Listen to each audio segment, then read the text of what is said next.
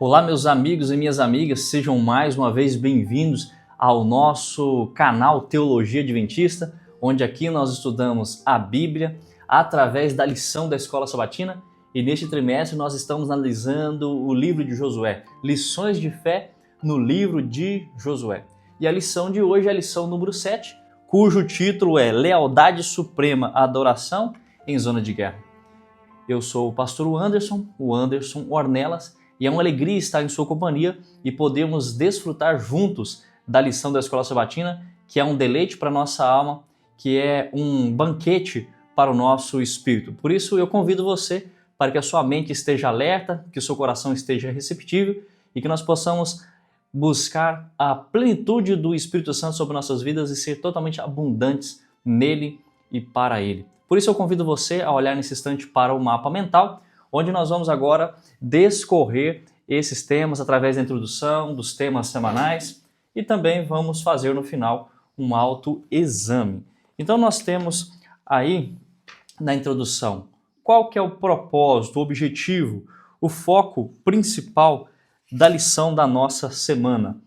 Pois bem, a lição dessa semana, meus queridos, tem como objetivo mostrar que os memoriais da graça de Deus, que aqui no caso é a circuncisão, a Páscoa, o altar, a leitura da lei e os monumentos, eles existem para manter viva a consciência da aliança, manter viva a consciência da presença e da fidelidade de Deus em nossas vidas. Esses atos não eram apenas questões rituais, mas pelos meios dos quais Deus ensinava o povo a confiar nele. Então o ritual, a Páscoa, a circuncisão, a sua presença, os monumentos, tudo era um meio pelo qual Deus usava para ensinar o seu povo a confiar nele e lembrar da sua liderança, renovar o compromisso com ele, que era um compromisso espiritual, e viver com obediência antes de enfrentar alguns desafios. Olha só que interessante. O propósito da lição dessa semana é que Deus prepara o seu povo espiritualmente antes de dar vitórias práticas. Você quer ter vitórias? Você precisa de preparação. Os grandes homens de Deus passaram pelos desertos, ou seja, você não será honrado grandemente sem ser profundamente provado e testado. Então Deus prepara você e prepara a mim para as vitórias. A obediência, ela precede a conquista. Se você quer ser uma pessoa que conquista alvos, sonhos, objetivos e vitórias, você precisa ser uma pessoa obediente, ser guiado pelo Senhor. Memoriais espirituais impedem o esquecimento e fortalecem a fé. Por isso que nós temos vários memoriais na nossa religiosidade, não é verdade?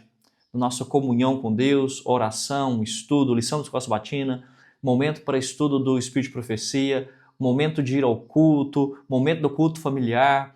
Também temos memoriais como a ceia do Senhor, batismo, unção, apresentação de crianças, dedicação de crianças ao Senhor.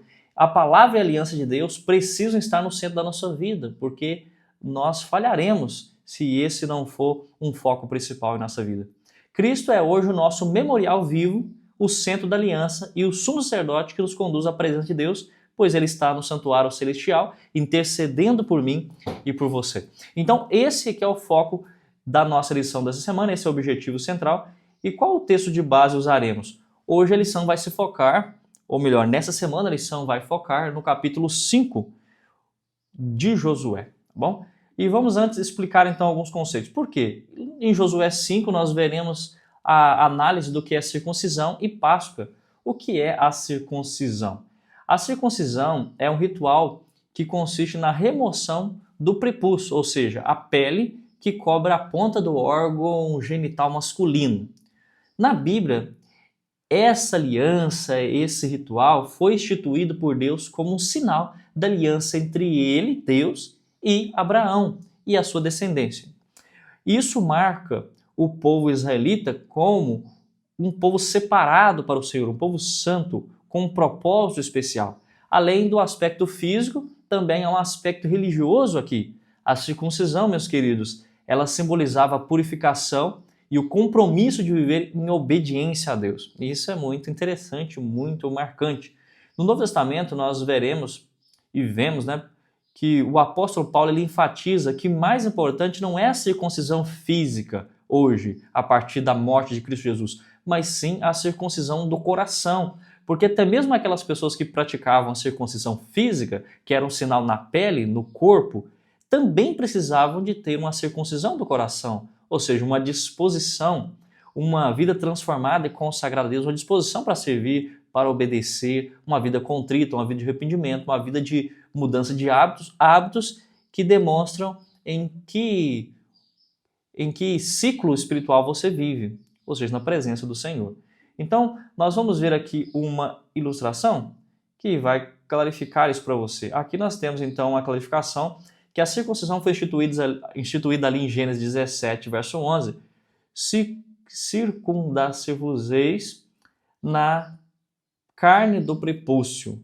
Então nós temos aí essa circuncisão de como era removida essa pele da glande do órgão genital masculino, que simbolizava então um sinal entre Deus e o seu povo, que hoje é a circuncisão do coração, que foi substituída na nova aliança pelo batismo, ok? Então a Páscoa, o que é a Páscoa? Nós iremos falar também nessa lição sobre Páscoa e é importante então definir aqui de forma mais concreta o que significa a Páscoa. A Páscoa na Bíblia foi uma festa instituída por Deus para lembrar o povo a libertação do povo de Israel da escravidão do Egito. As gerações vindouras precisavam saber do que aconteceu. E a Páscoa era um mecanismo, um meio pedagógico de Deus de ensinar isso para o povo.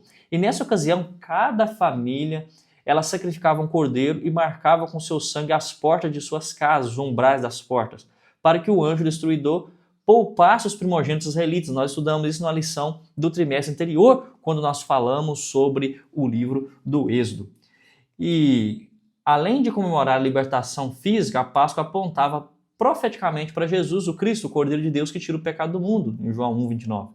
No Novo Testamento, a Páscoa ela ganha um sentido espiritual mais profundo, um novo significado em Cristo, o verdadeiro Cordeiro Pascual. A humanidade encontra libertação do pecado e da morte eterna. E nós temos agora o momento da ceia do Senhor, que remete a nossa mente para a Páscoa, para a salvação que vem do Cordeiro e o sangue que era passado nos umbrais da porta, que representa o que Jesus faz por nós. Pois bem, tendo feito essa introdução, nós podemos ir agora para os temas da semana. Nós podemos ir agora para a parte de domingo, e a parte de domingo tem como título Primeiro a Aliança. Nós temos aqui, nessa parte de domingo, alguns textos sugeridos, e o principal texto sugerido aqui é Josué capítulo 1, ou melhor, capítulo 5, verso 1 até o 7, nós ler alguns versos. O verso 1 diz assim: Sucedeu que, ouvindo todos os reis dos amorreus, que habitavam deste lado do Jordão ao ocidente, e todos os reis dos cananeus que estavam ao pé do mar, que o Senhor tinha secado as águas do Jordão, de diante dos filhos de Israel, até que passamos, desmaiou-se-lhes o coração, e não houve mais alento neles por causa dos filhos de Israel. Ou seja, as nações que viviam além do Jordão, ao saberem de tudo que Deus fez por eles, como Deus abriu o Mar Vermelho, como eles passaram por terra seca, esse povo desmaiou-lhes o coração, ficaram preocupados diante da questão, pois se o povo de Israel tinha um Deus tão forte, eles seriam destruídos, não é mesmo? E o verso 2 diz assim: Naquele tempo disse o Senhor a Josué, faze facas de perdeneira e passa de novo a circuncidar os filhos de Israel. Então Josué fez para si facas de perdeneira e circuncidou os filhos de Israel em Gibeate Haralote. O verso 5 agora: Porque todo o povo que saíra estava circuncidado, mas nenhum deles que nasceram no deserto pelo caminho, depois de terem saído do Egito, haviam sido circuncidados. Então a lição está falando sobre circuncisão. Nós já explicamos aqui um pouco o que é a circuncisão. E na lição, no terceiro parágrafo aqui da parte de domingo, está escrito assim: em vez de preparar os cavalos e afiarem as espadas, eles se dedicaram a um ritual que deixou a maior parte da força de combate vulnerável por meio, pelo menos por 3 dias. Então nós vemos aqui que agora que eles atravessaram o Rio Jordão, antes de atacar a cidade de Jericó, antes de conquistar as demais terras, eles precisavam de passar por um momento de consagração. E esse momento consistia na circuncisão e também de celebrar a Páscoa. Só que a circuncisão os deixaria vulneráveis por no mínimo 3 dias, porque em uma circunstância onde eles deveriam fazer essa cirurgia com facas afiadas, feitas de pedras afiadas, eles então teriam que sofrer por não ter anestesia, por viver em meio ao deserto, onde não existia material esterilizado.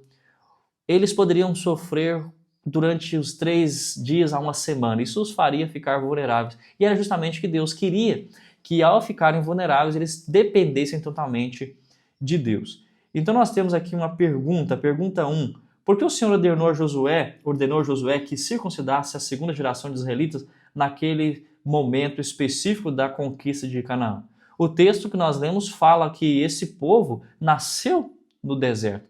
E durante o momento que eles estavam na peregrinação, eles não foram circuncidados. Apenas aqueles que saíram do Egito foram circuncidados. A circuncisão era feita apenas no menino, no 8º dia de vida, né? Ou seja, os israelitas do sexo masculino. Então, olhem só, Deus ele queria mostrar que a prioridade de suas vidas consistia em um relacionamento e não apenas em um ritual, mas ele utiliza o ritual para que eles entendam. Então a resposta que eu coloquei aqui é: Deus ordenou Josué circuncidar a nova geração de israelitas porque os que nasceram no deserto ainda não haviam recebido o sinal da aliança. Isso ocorreu naquele momento para lhe mostrar que a prioridade de suas vidas consistia no relacionamento vivo com Deus e não num mero ritual. Isso era um momento de consagração, era um momento de dependência, de profunda e suprema lealdade, como o tema dessa semana fala, né? Era a aliança dos nossos pais que não serviam para nós. A aliança dos nossos pais e a comunhão dos nossos pais com Deus não servem para nós. E eles precisavam ter isso em mente. Eles precisavam ter a própria comunhão com Deus, precisavam ter a própria dependência, a própria confiança no Senhor. Ali era a renovação da aliança com Deus. Tá bom? Então, em vez de prepararem a campanha militar, estratégia de guerra, afiar as espadas, não, eles agora iriam se consagrar. Era um momento importante para essa consagração. Agora a parte de segunda-feira tem como título então a Páscoa. Os textos aqui sugeridos foram Josué 5, verso 10. O que diz em Josué 5, verso 10? Estando, pois, os filhos de Israel acampados em Gilgal, celebraram a Páscoa no dia 14 do mês, à tarde, nas campinas de Jericó. A Páscoa era celebrada no dia 14 do mês. E isso aconteceu lá no Êxodo e agora também seria algo que eles repetiriam ali antes de tomarem a terra prometida. E eles fizeram isso. Êxodo 12, verso 6 fala desse momento. Agora eu quero ler com vocês aqui Levíticos 23, 5. No primeiro mês, ou no mês primeiro, aos 14 do mês, no crepúsculo da tarde, ou seja, no pôr do sol, é a Páscoa do Senhor. E aqui um trecho da lição disse assim, terceiro parágrafo: por meio do símbolo do cordeiro sacrificial, a festa da Páscoa apontava para a redenção dos israelitas da escravidão egípcia. Contudo, também apontava para o seu cumprimento antítipo do Cordeiro de Deus, que nos resgatou da escravidão do pecado. Então nós temos aí, de forma clara, de forma precisa, o propósito era relembrar, era promover reflexão, era desenvolver a dependência de Deus, era estimular a fé do povo, era confiança, era total consonância com a vontade do Senhor. Tudo isso sinalizou uma realidade mais elevada, que eles precisavam viver em conformidade com a palavra de Deus, porque todos aqueles rituais, eles eram memoriais que representavam o que Jesus faria por nós. E também tem a ver com algo muito mais elevado e glorioso que a vida eterna. Então, olhem só, a pergunta 2, por que é relevante que Josué tenha escolhido celebrar a Páscoa apesar da tarefa enorme e urgente de conquistar a terra prometida? Foi isso que eu acabei de dizer agora. Josué celebrou a Páscoa antes de conquistar Canaã com o propósito de relembrar quem é Deus e como Deus efetua o seu livramento. Promover a reflexão coletiva. Todos deveriam refletir, todos deveriam se preparar, todos deveriam desenvolver a sua dependência, estimular a sua fé e deviam ter total confiança e consonância com a vontade de Deus e precisavam entender que essa realidade atual deles, dessa cerimônia, desse ritual, era uma realidade mais elevada e gloriosa que remontava a mente deles para a glorificação, para o momento da vinda de Cristo, onde todos receberão a vida eterna. Então, sim, agora podemos ir para a parte de terça-feira, que tem como título Altares de Renovação. Aqui nós temos alguns textos, e o texto que eu escolhi para lermos é Josué 8, verso 30 e 31. Então Josué edificou um altar ao Senhor, Deus de Israel, no monte Ebal, como Moisés, servo do Senhor, ordenara aos filhos de Israel, segundo o que está escrito no livro da lei de Moisés, a saber, um altar de pedras toscas, sobre o qual, se não manejar instrumento de ferro, sobre ele ofereceram holocaustos ao Senhor e apresentaram ofertas pacíficas. E eu separei também aqui Deuteronômio 27, do verso 2 ao 5, que diz assim, verso 2 ao 5 e o 8. No dia em que passares o Jordão à terra que te der o Senhor teu Deus, levantar-se-ás pedras grandes e as caiarás. Havendo passado, escreverás nelas todas as palavras desta lei, para entrares na terra que te dá o Senhor teu Deus, terra que mana leite e mel, como te prometeu o Senhor, o Deus de teus pais. Quando houveres passado o Jordão, levantarás essas pedras que hoje te ordeno no monte Ebal, e as caiarás. Ali edificarás um altar ao Senhor teu Deus, altar de pedras, sobre os quais não manejarás instrumento de ferro. Nessas pedras escreverás muito distintamente as palavras todas desta lei. Então, o que há aqui? Como vocês veem, a parte de terça-feira fala de altares de renovação. E esses altares eram para externar e materializar o que havia no interior. Era uma maneira de demonstrar o que estava no íntimo. Era um memorial, era uma maneira de concretizar o testemunho. E isso foi o que Deus pediu para eles em Deuteronômio 27. E agora eles estão cumprindo isso em Josué, capítulo 8. Você precisa então entender isso. Olhando aqui para Josué ainda, capítulo 8, verso 30 e 32, o propósito era abençoar aos obedientes e amaldiçoar os desobedientes e declarar lei publicamente como um sinal de compromisso do povo.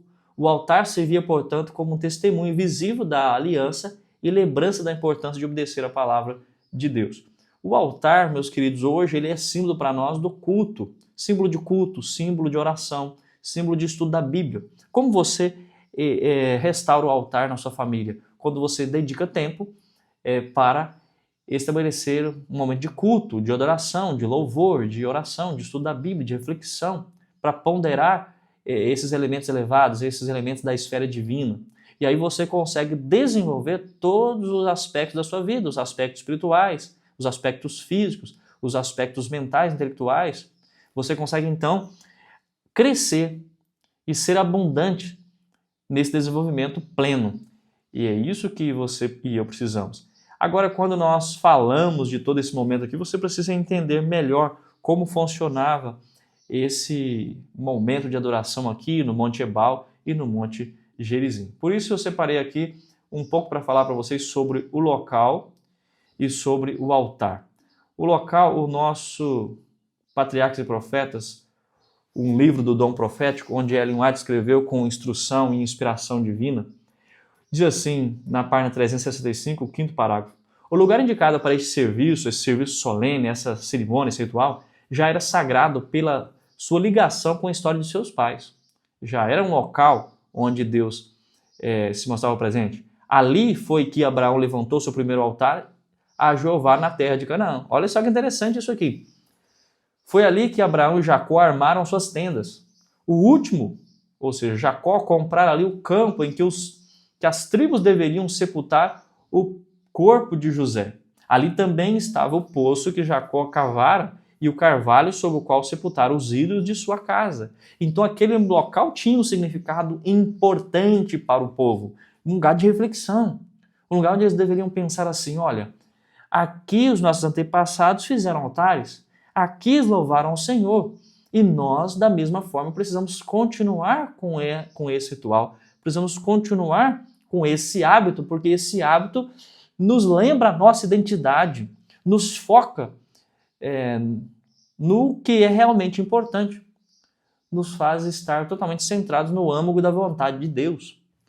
Olhem só o que diz o comentário bíblico adventista na página 209. Geograficamente, o lugar ficava no centro do país e na encruzilhada das rotas de viagem, Olha só que importante, geograficamente era um local estratégico, era um local onde as pessoas que passassem por ali em suas viagens, em suas rotas comerciais, eles iriam ter contato com aquele altar, iriam ver o que estava escrito naquele altar, iriam ouvir da história e contar a história, seriam impactados de alguma forma com o que estava escrito ali.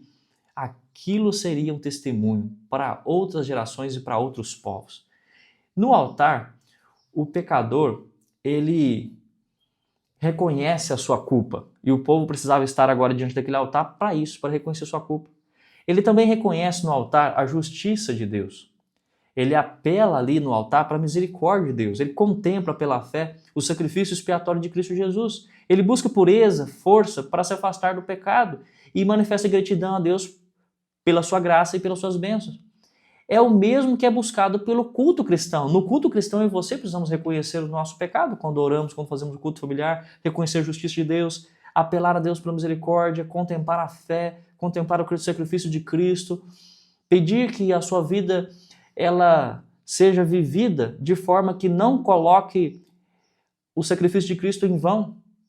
E uma busca por pureza, uma busca por força é a manifestação de gratidão a Deus.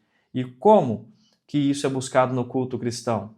Se o culto cristão está em paralelo ao altar de sacrifício, que é a analogia que nós estamos fazendo aqui, e se o altar foi o meio estabelecido por Deus para se chegar até ele, então quem não faz o culto próprio, o culto pessoal, o culto individual, não se está se achegando a Deus. Por isso, se você não está fazendo o seu culto familiar, o seu culto matutino, vespertino, seu momento de oração e devoção com Deus, você de forma particular, de forma coletiva com a família, você não está se achegando a Deus. Você e eu precisamos desse momento para atingirmos nossas vitórias. Está lembrado da introdução, do objetivo da lição? Nós precisamos alcançar nossos objetivos. E como fazemos isso? O altar, ele exige sacrifício, porque exige tempo, dinheiro e energia. Quanto do seu tempo você gasta com Cristo? Quanto do seu tempo você dedica à leitura? E eu não digo apenas leitura da Bíblia, eu falo aqui também leitura com respeito a livros espirituais. Quantos livros você leu esse ano? Nós já estamos em novembro, na verdade, quase no final do ano. Quantos livros você leu que podem te ajudar a desenvolver os aspectos espirituais e intelectuais? Que podem fazer com que os seus músculos espirituais sejam, então, fortalecidos? Quanto do dinheiro você tem investido na pregação do Evangelho e no seu próprio crescimento, adquirindo livros, adquirindo a revista Adventista, ou meditação matinal, ou materiais como lição de escola sabatina, materiais para o seu próprio crescimento espiritual? Quanto da sua energia você tem dedicado ao serviço do Senhor? O altar, ele exige sacrifício. E o povo estava sacrificando aqui porque queria realmente a presença do Senhor. A pergunta de número 3 diz assim: qual o motivo de Josué para construir um altar para o Senhor? A motivação de Josué para construir o altar foi obedecer a Deus e marcar a fidelidade do povo à aliança. Era um meio de externalizar e materializar o íntimo da alma. O que está internamente precisava ser materializado, externalizado. Seria um memorial, um meio de concretizar o testemunho vivo. Seria também uma maneira para que as pessoas que passassem por ali pudessem contemplar o poder de Deus. Então Josué escreveu a cópia da lei em grandes pedras caiadas, distintas das pedras do altar. Assim, as pedras que provavelmente continham os 10 mandamentos ali, elas formavam um monumento separado nas proximidades do altar, lembrando constantemente os israelitas dos privilégios e deveres que faziam parte da aliança. Quando você assume a aliança com Deus, você tem direitos, mas também tem deveres a cumprir. Como Deus também tem deveres para conosco, mas Ele também tem os seus direitos, que é receber a nossa adoração. Para Ele conceder a bênção, Ele precisa receber a nossa adoração e a nossa obediência. Nós vamos agora para a parte, então, de quarta-feira, onde vamos discorrer um pouco mais sobre esse assunto, que é o que foi escrito nessas pedras no local onde eles, então, erigiram aquele altar. O texto que nós iremos ler é Josué 8, versos 32 e 35. Escreveu ali, naquele altar de pedras, em pedras, uma cópia da lei de Moisés, como nós vimos na parte de terça-feira, em Deuteronômio 27, verso 2 ao 5. E uma cópia da lei de Deus que já este havia escrito diante dos filhos de Israel. Todo Israel, com seus anciãos e os seus príncipes e os seus juízes, estavam de um e de outro lado da arca, perante os levitas sacerdotes que levavam a arca da aliança do Senhor, tanto os estrangeiros como os naturais. Metade deles em frente do monte Gerizim e a outra metade em frente no monte Ebal, como Moisés, servo do Senhor, outrora ordenara que fosse abençoado o povo de Israel, em Deuteronômio 27. Depois leu todas as palavras da lei, a bênção e a maldição, segundo tudo que está escrito no livro da lei. Palavra nenhuma houve de tudo que o Moisés ordenara que Josué não lesse para toda a congregação de Israel, para as mulheres e os meninos e os estrangeiros que andavam no meio deles. Então foi um momento solene, um momento onde eles dedicaram tempo, energia, esforço, sacrifício, porque para oferecer culto a Deus deve haver sacrifício, deve haver energia e recursos para financeiros e outros para que a adoração seja plena e concreta. Para que você entenda o que está sendo descrito aqui, eu separei aqui uma explicação. O Monte Ebal e o Monte Gerizim, onde eles ficavam. O comentário bíblico adventista, na página 209, diz assim, o Monte Ebal ficava pouco mais de 30 quilômetros de Ai. Então eles estão aqui 30 quilômetros de distância da cidade de Ai, aquela cidade que futuramente eles iriam ser derrotados e depois iriam conquistar, aquela que nós estudamos na semana passada. Deixando o seu acampamento em Gilgal, talvez sob o cuidado de um guarda, todo Israel se dirigiu aos montes Ebal e Gerizim, eram 2 montes, para realizar esse serviço sagrado e renovar a aliança. Embora estivessem ansiosos por se estabelecer nas próprias casas, a conquista requeria tempo. Então, olhem só que interessante, 2 montes. Eles queriam conquistar a terra? Sim, mas antes precisavam de consagração, precisavam de relembrar aquilo que foi falado dos seus antepassados, as bênçãos e as maldições. E isso eles deveriam agora caminhar 30 quilômetros de distância até o Monte Ebal e o Monte Gerizim, que ficava ali 30 quilômetros da onde eles estavam, né? Embora estivessem ansiosos para estabelecer a própria casa, precisavam entender que requeria consagração. O Monte Ebal fica situado ao norte e o Monte Gerizim ao sul. O vale que os separava tem pouco mais de meio quilômetro de largura e se estende de leste a oeste. Os cumes dos montes ficam a cerca de 3 quilômetros de distância um do outro.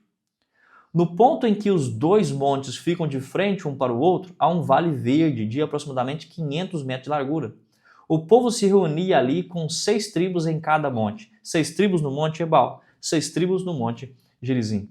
As 6 que estavam no Monte Gerizim deveriam responder com um amém depois da leitura de cada bênção, e as 6 que estavam no Monte Ebal deveriam responder da mesma forma após cada maldição ser lida.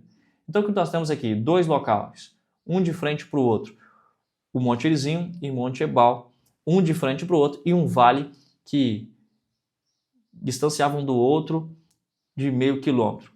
O seu cume em cima eram 3 quilômetros de distância. Um seria proclamado as bênçãos de Deus, que ficava no Monte Gerizim, que ficava ao sul, e o outro seria proclamado as maldições de Deus se eles não cumprissem a lei. Isso ficava no Monte Ebal, que ficava ao norte. Qual era o objetivo?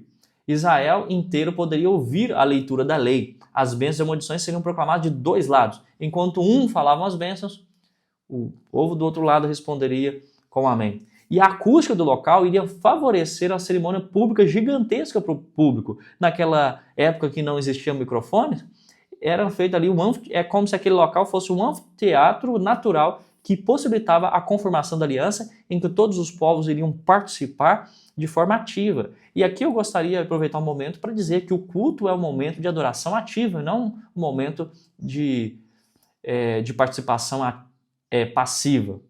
Quem está no culto está adorando, porque o grande alvo da nossa adoração é exaltar e agradar a Deus, então Deus é a plateia.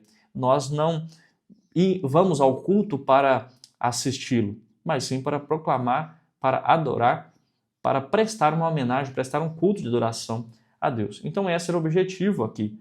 Então com isso nós podemos ir para a pergunta 4. O que a pergunta 4 diz? Qual é o significado do ato descrito nesses versos e o que ele nos ensina hoje. Josué escreveu a lei de Moisés nas pedras e leu todas as palavras da lei diante de todo o povo. Homens, mulheres, crianças, né? E também estrangeiros que moravam com eles. Esse ato simbolizava a centralidade da palavra de Deus na vida e na nação de Israel, mostrando que ninguém estava acima da lei divina e que todos deveriam conhecê-la e obedecê-la, e assim também é conosco hoje. Se você e eu, nós insistirmos em seguir a nossa vida sem pautar as nossas escolhas e decisões, nossos hábitos, no assim diz o Senhor, nós iremos fracassar. Olhem só o que diz aqui no nosso comentário bíblico adventista, na página 210. Nesse lugar, onde não havia temperaturas tão baixas a ponto de desintegrar as letras, o monumento devia ter permanecido por séculos como testemunha tanto a Israel quanto as nações vizinhas da aliança do povo com Deus. Então, olha só, eles iriam erguer um altar, iriam passar calcário por cima, né, revestir um outro altar, e iriam escrever tudo que estava nos 10 mandamentos e na lei de Moisés ali. Então, eles iriam relembrar o que foi escrito e as nações vizinhas, os viajantes que ali passassem, iriam ler aquilo e aquilo seria um testemunho, seria um método de ensino, um meio pedagógico de mostrar a grandeza e a aliança que Deus fez com o povo de Israel. Agora sim nós podemos ler os textos que são sugeridos aqui para leitura, ou melhor, para respondermos a pergunta número 5. E os textos sugeridos aqui, entre eles eu separei Deuteronômio 6, verso 12, que diz assim: guarda-te para que não esqueça o Senhor que te tirou da terra do Egito, da casa da servidão. Ou 2 Reis 17, 38, da aliança que fiz convosco não vos esquecereis, nem temereis outros deuses. Ou Salmo 78, verso 7, para que pusessem em Deus a sua confiança e não se esquecessem dos feitos de Deus, mas lhe observassem os mandamentos. Então a pergunta 5, por que era necessário escrever uma cópia da aliança em um monumento visível a todos? Ora, o monumento ele servia como memorial permanente da fidelidade de Deus e do compromisso do povo em obedecê-lo. Seria um memorial que, como nós lemos agora há pouco, iria permanecer por muitos anos ali para várias pessoas contemplarem. Assim todos, inclusive as futuras gerações, poderiam ver, lembrar, permanecer firmes na aliança, mantendo viva a fé e a obediência ao Senhor. Como eu falei, era uma maneira de promover reflexão, desenvolver dependência, estimular a fé, promover desenvolvimento e crescimento harmônico em todos os aspectos da vida humana. E isso é lindo, a maneira pedagógica de Deus de ensinar. Podemos ir para a parte de quinta-feira? Ansiando por sua presença. Aqui na quinta-feira nós veremos então Josué, capítulo 18, verso 1 e 2. Reuniu-se toda a congregação dos filhos de Israel em Siló, e ali armaram a tenda da congregação, e a terra estava sujeita diante deles. Agora nós vemos um momento, que já estamos no capítulo 18, onde eles já passaram pelaquela congregação, já conquistaram Jericó, já conquistaram Ai e as demais cidades, já conquistaram a terra. Agora eles precisam dividir as terras entre o povo. Mas antes de dividir a terra entre as 12 tribos de Israel, Josué toma uma atitude orientada e guiada pelo Senhor. Qual que era eles? Dentre os filhos de Israel ficavam 7 tribos que ainda não tinham repartido a sua herança.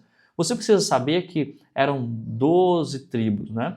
Mas 2,5 tribos já tinham recebido as suas heranças do outro lado do Jordão, antes de atravessar o Jordão. Agora as demais tribos precisavam receber herança do outro lado. A tribo dos levitas, os levitas não iriam receber herança porque se dedicariam ao Senhor, né? E nós vemos aqui alguns pontos. O santuário, ele deveria então ser erguido, né?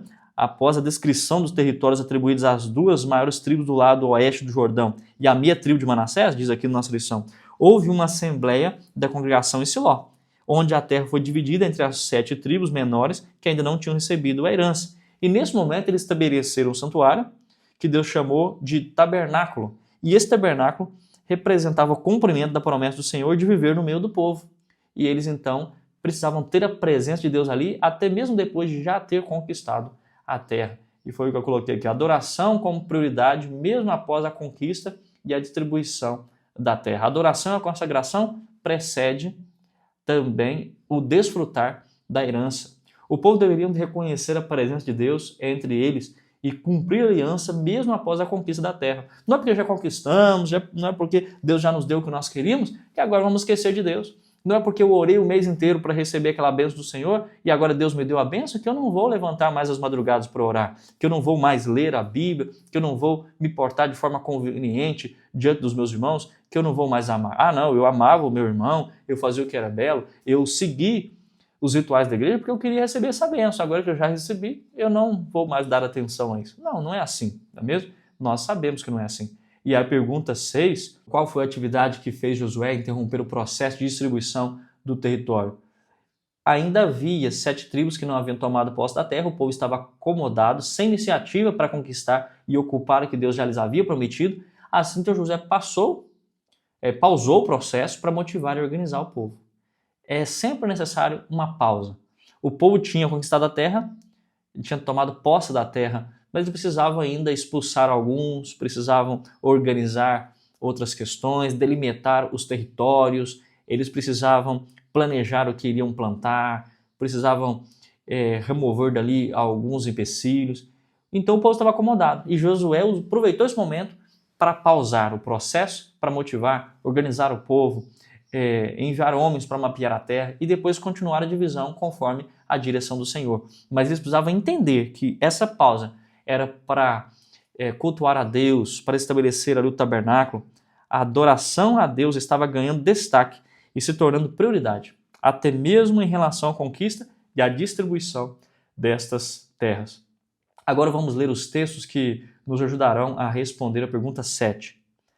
O texto de Hebreus 6, Hebreus é um sermão onde o autor de Hebreus, e como Adventista do Sétimo Dia nós cremos que o autor de Hebreus seja Paulo, talvez Paulo não tenha escrito Hebreus, mas talvez ele pregou Hebreus e alguém que contemplou ele pregando, escreveu e organizou esse sermão. Um sermão que ele faz para o povo judeu e que eles agora precisavam entender que todo cerimonialismo, de todo o ritual do santuário tinha cumprimento em Jesus.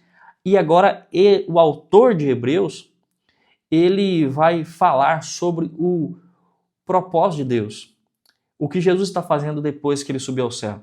Em Hebreus 6, 19 e 20 diz assim: o qual temos por âncora da alma, segura e firme, que penetra além do véu. E você não precisamos ficar preocupados porque nós temos no céu um sumo sacerdote e nós podemos adentrar além do véu, contemplar o que Deus está fazendo, o que Jesus está fazendo por nós no santuário, além do véu, ou seja, dentro do lugar santíssimo, porque ele está intercedendo e julgando a humanidade, lutando em nosso favor, onde Jesus, como precursor, entrou por nós, tendo se tornado sumo sacerdote para sempre, segundo a ordem de Melquisedeque. Jesus, ele adentrou no santuário e ele, segundo a ordem de Melquisedeque, ele agora é rei e também sacerdote, porque Melquisedeque também era rei e sacerdote. Jesus não é da tribo dos levitas, mas ele é da tribo de Judá. Então, na constituição humana, ele não poderia ser um sumo sacerdote, porque ele não é da tribo de Levi.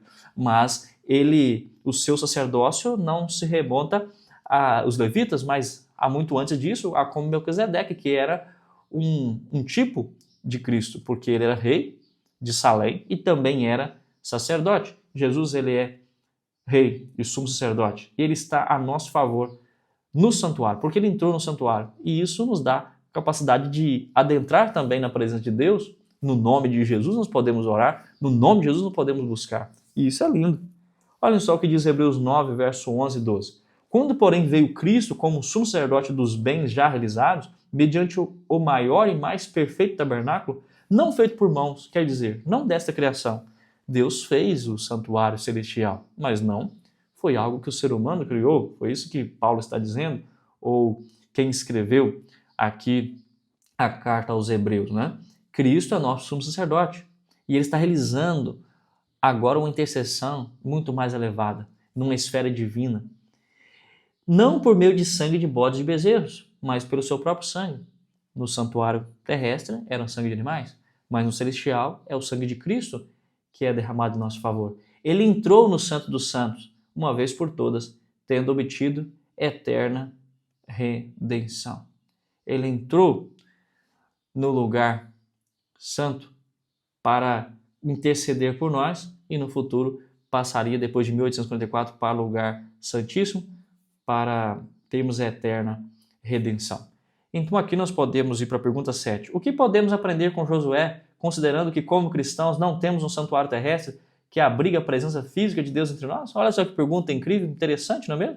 Nós não temos um santuário terrestre como na época de Josué, então como que a história de Josué pode servir para nós no século 21, nessa época pós-moderna que vivemos? Ora, esses textos de Hebreus, eles mostram que Jesus é o nosso verdadeiro sumo sacerdote. E ele é o caminho, a verdade e a vida, o caminho para o santuário celestial, onde ele está na presença de Deus. Se você e eu queremos estar na presença de Deus, precisamos também buscar o Senhor em nosso culto pessoal. Assim como Josué guiou o povo até a terra prometida e os levou a renovar a aliança, Cristo nos conduz à presença de Deus e garante nossa salvação por meio do seu sacrifício. Nós podemos entender também aqui que Josué, ele é um sacerdote que guia a nação, assim como eu sou o pai da minha família, eu sou o sacerdote da minha casa e eu preciso guiar a minha esposa e meu filho no caminho do Senhor e eu preciso promover eventos. Então, a mim cabe a responsabilidade de dizer: filho, agora é a hora do culto. Meu filho, vamos orar antes da alimentação. Meu filho, nós precisamos agradecer sempre, precisamos ter um momento devocional, agora é hora de oculto, vamos se arrumar para isso, vamos ali dar um estudo bíblico comigo, né? Vamos orar por essas pessoas aqui que a oração intercessória tem poder e valor. Nós precisamos usar os nossos dons e talentos para servir a Deus. E aqui eu gostaria de voltar com vocês aqui no nosso propósito e objetivo central da lição. O propósito da lição é que Deus prepara o seu povo espiritualmente antes de dar vitórias práticas. Eu e você precisamos estar preparados. Você está se preparando de que forma? A obediência precede a conquista. Você quer conquistar bênçãos em seu casamento? Você precisa obedecer primeiramente em seu casamento para buscar de Deus as bênçãos. Por isso que é necessário um casamento de acordo com os princípios de Deus, ser casado no civil de forma organizada, como o Senhor pede. É necessário também que nós eduquemos nossos filhos na presença do Senhor. Não podemos terceirizar isso para a escola ou para os aplicativos ou para a tecnologia. Os memoriais espirituais impedem o esquecimento e fortalecem a fé. Você e eu precisamos estabelecer memoriais na nossa vida, que é o culto familiar. A palavra e a aliança de Deus precisam estar no centro da vida. Você tem ensinado as histórias bíblicas para a sua família? Você tem lido elas? Cristo é hoje o nosso memorial vivo e o centro da aliança e o sacerdote que conduz à presença de Deus. E aí sim, depois de ter feito isso aqui com vocês, relembrado os propósitos e objetivos da lição essa semana, eu quero falar com vocês sobre um autoexame. É a hora de nós fazermos um autoexame. Como você avalia os seus atos diários de devoção? Que tempo já faz que não ajoelhas a sós e oraste a teu Pai lá do céu? Que tempo já faz que não derrama a sua vida na presença do Senhor? Você tem crescido em comunhão com Deus diariamente ou se distanciado dele através das redes sociais? Seu culto sacia a necessidade da alma ou você apenas participa do culto de uma forma cerimonial e formal? Não permita que o seu culto seja um momento apressado, um momento formal, um ritualismo sem sentido. Que esse momento seja um momento de comunhão, de relacionamento íntimo, um momento de pausa no dia para reflexão, um momento de pausa para confirmar a aliança, um momento de promover a reflexão, um momento de desenvolver a dependência de Deus, um momento de confiar mais nele, um momento de também derramar o seu coração e as suas angústias aos pés do Senhor. Faça um autoexame hoje de como está você. Que nota você daria para a sua comunhão com Deus? Para o seu estudo da lição da Escola Sabatina? Quantos livros do Espírito de Profecia você leu esse ano? O que você fez que lhe ajudou a progredir na caminhada cristã? Pense nisso. Esse é o nosso incentivo e estímulo para você aqui do canal Teologia Adventista. Foi uma alegria para mim estudar a Bíblia na sua companhia e o meu desejo é que você cresça e se desenvolva para a honra e glória do Senhor. E para isso é que nós estudamos a Bíblia e nós voltaremos a nos encontrar na próxima semana na lição número 8. Aguardo você lá.